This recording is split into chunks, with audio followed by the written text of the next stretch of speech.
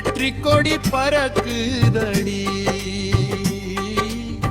பக்தர்களோடு பாதம் கண்டால் அரச பதவி கிடைக்குதடி. ஆற்று வெள்ளம் போல அங்கே பக்தர் கூட்டம் மலையடிக்கும். கருணை வீழி பார்வையாலே கந்தன் முகம் சிறக்கட்டும். கைதொட்ட இடம் பாலூரும். வந்த பக்தரை பார்த்தாலே பசி தீரும்.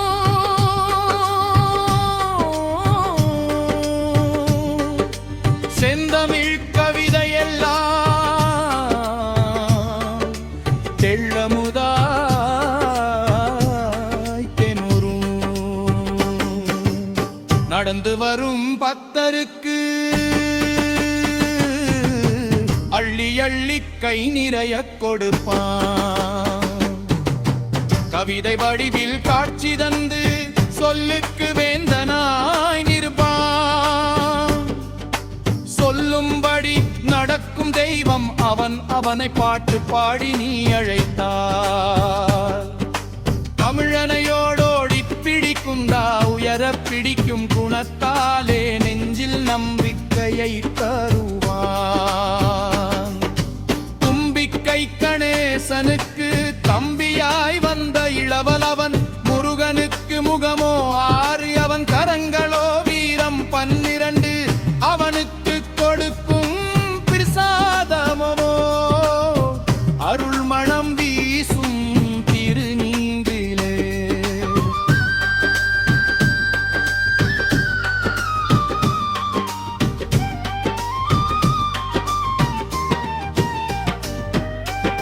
பன்னிரு இலைதனில் பார்த்தாலே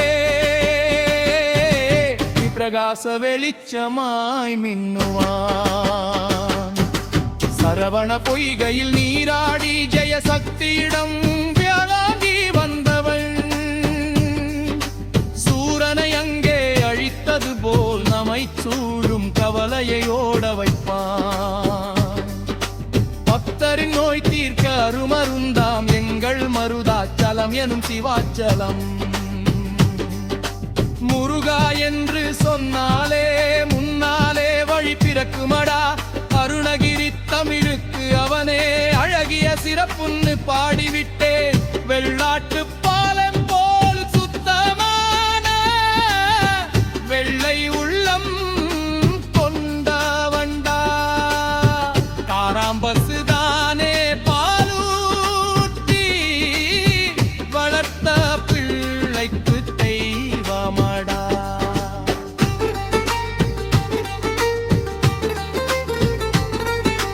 பிரியும் மலருக்குள் மலர்வது போல் வடிவேலன் முகம்தான் தெரியுதடி. வில்வில் வண்டி ஏறி வந்து வீதியோரம் பாடும் பாட்டுக்கு தலைவன் அவன். பறந்து போகும் உலக நடையினிலே சொல்லில் அடங்கா சிங்கமடா. எதிலும் சிக்காத சிங்காரவேலன் எங்களுக்காகவே வந்தவனடா. 1000 காவடி பக்தர்களை மலை ஏற வைத்து மகிழ்ப்பவண்டா. பக்தர்கள் தோளின் காவடி சுமையை இறக்கி வைக்கும்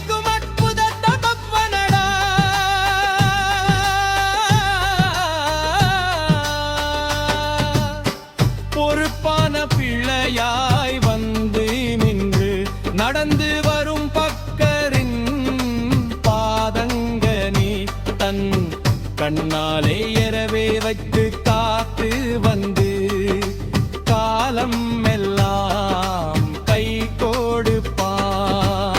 முத்தம் சொல்ல போனால் சக்தி பெற்ற பராசக்தியின் பிள்ளையவன். சிவபெருமானுக்கு